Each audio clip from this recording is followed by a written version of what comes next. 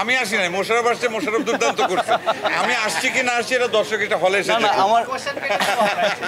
না আমি এক্সপেকটেশন তো জানি না, বাট আমি আজকে প্রথম ফাইনালি সিনেমাটা দেখলাম। তো আমার মনে হয় যে আমার টিমের সবার সাথে মোটামুটি দেখার একটা সৌভাগ্য হলো আমার ফাইনালি, যে সবাইকে নিয়ে সিনেমাটা দেখবো বলছিলাম। তো থ্যাংক ইউ সবাইকে, দাদাকে থ্যাংক ইউ দাদাকে। দাদা আসলে প্ল্যান করলো, যে প্ল্যান করার পরে সবাইকে নিয়ে সিনেমা দেখলাম। অ্যান্ড যারা আসছিলেন সবাই আমাদের খুব পরিচিত, অ্যান্ড সবাই খুব অ্যাপ্রিসিয়েট করছে সিনেমাটা নিয়ে। তো তৃতীয় সপ্তাহের পরে আসলে এখনও সিঙ্গেল স্ক্রিনগুলো বাকি আছে আমাদের, অ্যান্ড আরও কিছু হল বাকি আছে আমাদের। সো ইনশাল্লাহ আমরা আরও কিছু বেটার কিছু এক্সপেক্ট করি আর কি। এই টার্নব্রেক প্যারার পিছনের কারিগরটা হচ্ছে বেসিক্যালি সঞ্জয় সমদ্দার, আমি না।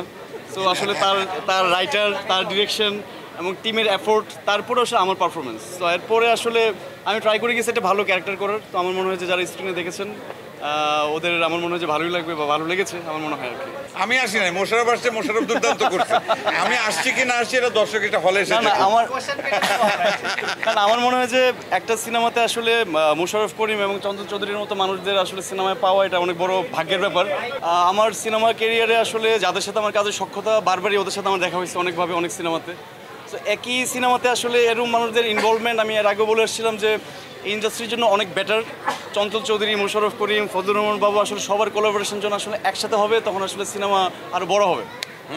হাওয়াতে আমি ছিলাম চান মাঝি, তোমার শত্রু, আর এইখানে তুমি ভিলেন। না এখনো চঞ্চল চৌধুরীর খেলাটা কিন্তু এখনো বাকি আছে। আমার মনে হয় যে ইনসাফ 2টা তাড়াতাড়ি বানালে দেখতে পারবে সবাই।